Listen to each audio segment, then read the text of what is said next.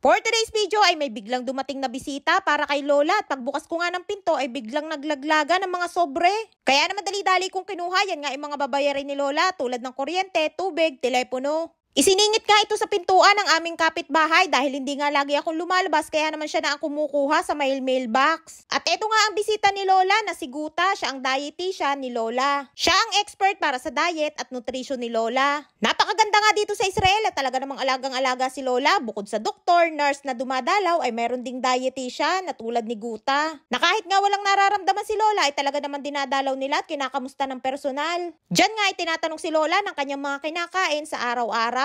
Maayos at healthy naman ang mga kinakain ni Lola. Yun nga lang ay hindi maiwasan ni Lola na kumain ng mga matatamis tulad ng biskwit, yogurt at tinapay. Pero kahit paano ay nabawasan na niya ang pagkain ng mga matatamis. Tulad ng yogurt, dati ay nakakadalawa hanggang 3 yogurt sa isang araw, ngayon ay 1 na lamang. At yung diet na yogurt na nga din ang aking binibili. Medyo mataas kasi ang sugar ni Lola at ni Nili at nasa lahi din nila. Kaya naman pareho silang may iniinom na gamot na pang-maintenance nila. At syempre, present din dyan si Nili na talaga naman nakikinig din sa sinasabi ni Guta. At kapag nga may tinatanong si Guta, ay sumasagot din si Nili. Matalas nga ang isip ni Nili, kaya naman alam din niya lahat ang tungkol kay Lola. Isado niya lahat ng naging sakit ni Lola. Pati nga taon kung kailan nagkasakit si Lola ay alam na alam ni Nili. At kahit nga mga gamot ni Lola ay kabisadong-kabisado niyan lahat ng pangalan. At syempre ay present din ako at nakikinig at sumasagot sa ilang katanungan. Tinatanong nga dyan ni Lola kung pwede niyang kainin yung cracker na binili ko, kaya naman kinuha ko para ipakita. Lalabas nga kami sana ni Nili ng araw na yan para maipasyal ko si Nili at makapaglakad-lakad sa labas. Nang biglangan tumawag si Guta kay Lola at darating nga daw siya. Kaya naman hinintay muna namin si Guta na makaalis bago kami lumabas. Ayan nga't pinakita ko yung cracker na aking binili. Maganda nga daw yon at healthy. Ang kaso ay may katigasan. Hirap nga si na Lola na kainin dahil nga walang ngipin. Kahit pa isawsaw sa kape ay matigas pa din. Kaya naman isinuggest niya sa akin na ibang cracker ang aking bilhin. Ang sabi niya yung kulay green daw na packaging ang aking bilhin at mas mabilis daw yon na lumambot kapag isinawsaw sa kape.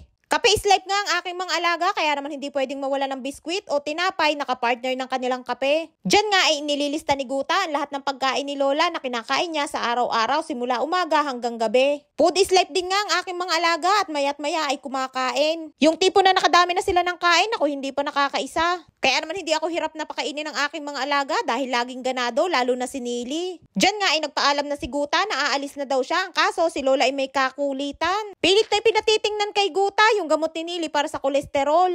Ang kaso ay ayaw ni Guta at hindi naman daw siya doktor para tingnan ang gamot ni Nili. Mahirap din nga kapag talagang tumatanda na, talaga namang nagiging makulit na din. Kaya naman napakahirap din na mag-alaga ng mga matatanda at talagang kailangan ay napakahabang pasensya. Shoutout po sa lahat ng mga nanonood. Maraming po salamat sa laging panonood.